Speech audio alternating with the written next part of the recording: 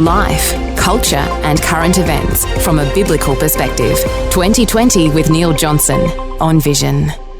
Well, we're back today with some more on the trends that are taking over the way we do things and influencing the way our society works. We're back today with Geoff Brailey, social researcher with MCCRINDLE Research. And they've been doing research and discovering trends about what it's like being a consumer. So if you're in business and you're thinking about how you do business in a changing time like this, or if you're a consumer and wondering why it is that people buy what they do, we'll get some insights. Geoff Brailey, social researcher with MCCRINDLE Research. Geoff, a special welcome back to 2020. Pleasure to be with you again. Thanks for having me. It's great to chat. Geoff, let's talk through this trend that consumers are changing in significant ways, and it's almost to the point where we'll say one thing but we'll act differently, and maybe we don't even know why we act differently, but there are some trends that give us some insights here. That's right. We're looking at the trends for 2023 as an organisation, looking across different research that's out there, different reports, doing our own studies. And one of the really curious areas that we've been exploring lately is around virtuous consumerism. And what we mean by that is that there's more than just sort of the bottom line that counts for not just organisations, but even for a consumer. We often might think that when you're buying something, the main thing is just the price, and that's all that people care about when they're consuming. But these days it's different. Price is still probably top of the list, but there is a longer list than ever of things like, is it part of the circular economy? Is this product or service built in with sustainability? Does it support small business or a local economy? Does it provide convenience to me as a purchaser, or does it align with values that I have? Does that organisation's brand align with me or be authentic and speak to me? So it's a really quite unique era that we're in at the moment, where organisations need to not just get to a competitive price, but I think they need to also look at really what's called triple bottom line reporting. And profit's still one of the 3 Ps of triple bottom line reporting, but there's also the second P of the planet, and then the third P is of the people, and that's both the staff who are involved in a business as well as those in the supply chain as well. And we've now modern slavery acts, we've got awareness of a global supply chain, and we've really got a greater understanding as consumers that we want the purchases we make to have a positive impact in society, not just good for that business's bottom line, but good for the planet and good for the people as well. So there are a few more factors for today's consumers to consider, and I think for leaders or home-based businesses or small businesses, this is a really key trend to really align with, that we do now have more virtuous consumers than ever before. As you're saying all of those things, I think probably everyone listening fits in there somewhere, whether you buy the more expensive milk at the supermarket because you want to support local farmers, or you're prepared to pay more for something you know has been produced, in an ethical way. If you want something that's really authentic and handmade versus something that's mass-produced, we're all in there somewhere, aren't we? And so I guess when we talk about trends, we're all a part of the trend setting.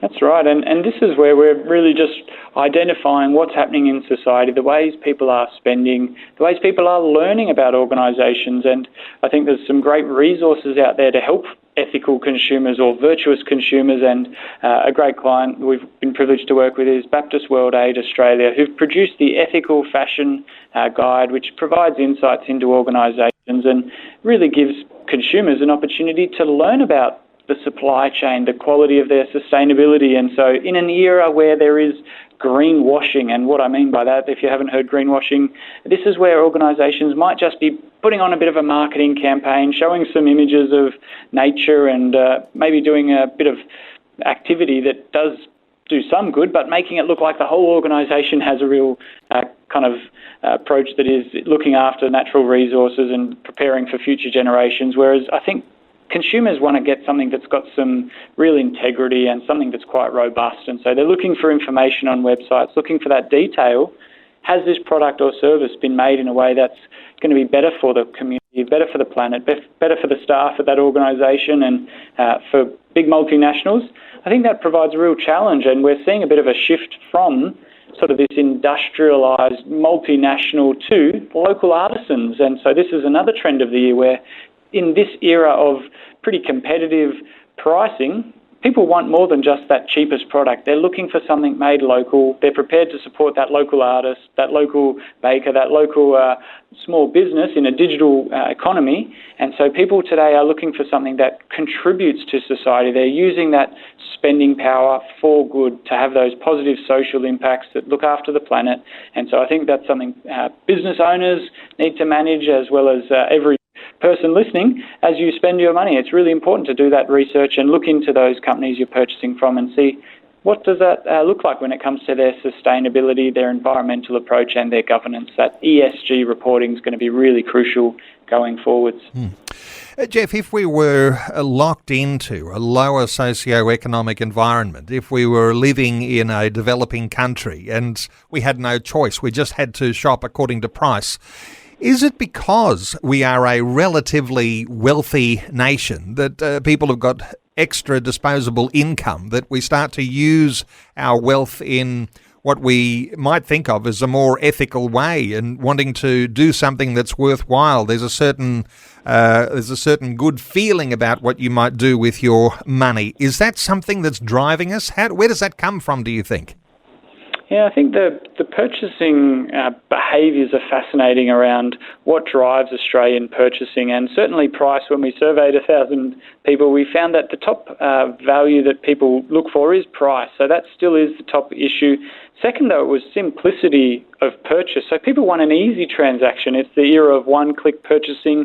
If you're on an app, you don't want to have to log in, sign in, password, select this, put that in, enter credit card details again, add more information, check this, check that. It's really about just get one swipe and you've made the transaction happen. And certainly, whether that's at the markets in person, if you're still out there spending cash, it's about having that simplicity. It's really crucial. Now, across Australia, we certainly do have a range of financial personalities and financial profiles. We've got different drivers when it comes to their spend, as well as different stages of kind of financial growth. And we really do have a nation across the generations that has done very well on average. Now, I'll set some context here. There are certainly individuals and households that will be feeling the pressure, but on average, the average household net wealth, which is all the assets minus the debts and loans, for those younger Gen Ys is actually $350,000. So $350,000. And as you go up the generations, the older Gen Ys have almost $700,000 in net wealth. For Gen Xs, it's over $1 million. And so while there might be some tighter kind of cash moments in this era of cost inflation, rising cost of living and inflation, there is some strong financial sort of bones in our community. We do have good underpinnings as people have saved up over time, whether that's through their home or other financial classes of assets. And so we do prioritise spending money on things that we value. We do, as the scriptures talk about, we put our treasure is where our heart is. And so people will buy things that they love. They'll give to church if they value church. They'll kind of find those products, services or opportunities to be generous and to buy things that matter to them. And it's really a story of the human heart here when we spend money. It's all about what messages align with our values, and we buy products and services to suit those. And coming out of an era of lockdowns, people are spending more money on those lavish services that get them quality time with their family, with their friends, with their loved ones. So those holidays have been important. Those meals out together have been really special. And now I think as the year rolls on, people will be looking for simplicity in their services, looking for those time-saving measures, as well as those quality lifestyle factors, whether it be in health, mental well-being, through to job satisfaction or skills that will help lead to that greater promotion into the future. So I think we're looking to the future as we spend our money, and certainly spending on what we value. So if we're in a church situation or you're in small business, and some might be saying, well, where I'm at, I feel like we can't compete because others do things on a mass scale or whatever. What you're saying here is that if you find your niche, whether that is in church life or whether that's in business, getting creative and becoming more fully engaged in your work is going to actually add the sort of value that so many people are today looking for. Is that a simplified way of looking at this? I'm sure there's complex things you can discuss as well, but if I'm thinking, I haven't been able to compete, but now I feel like I'm encouraged because people are looking for something that's a little unique and a little more personally valuable. That's right. I think this is where on social media it's around having a great personality and really just being true to yourself. And so whether that's as a business leader or a pastor, it's about demonstrating your unique qualities. And certainly I think for anyone in a marketing role or people who are doing sales, if you're looking to build your business, I've heard the great saying that says if you define your market and find a segment, you don't halve your segment, you actually triple it by being more specific. And I think that's true in church leadership, whether you're running a small business. The more clear the picture is of your ideal customer or that person that you're trying to serve in a church setting, the better you'll be at speaking a language that resonates with them and articulating values that they connect with. And that's where you'll get great alignment, greater buy-in, and really build a community. And I think that's probably the era that we live in, where people are looking for community. There might be more technology than ever. There might be more interactions online, but they're still looking for that kind of social connection. And even work is a place. We found in one survey that the workplace facilitates meaningful connection and community, and 70% of Australians say that the workplace is where they experience that the most. So this is a really kind of key stat that says work isn't just about getting a job done.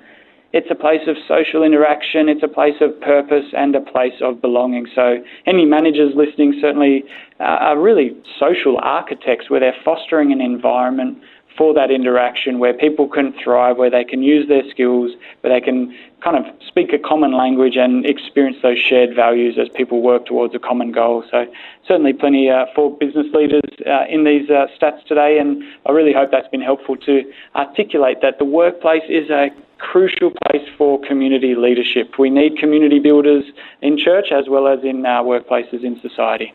Well, Geoff, certainly have appreciated some of these updates over these past few weeks. I wonder, though, if I can ask you, because there'll be people who are part of churches or people who are running and perhaps involved in small and medium-sized, even larger businesses, someone from MCCRINDLE to come and speak to your organisation. Can that happen?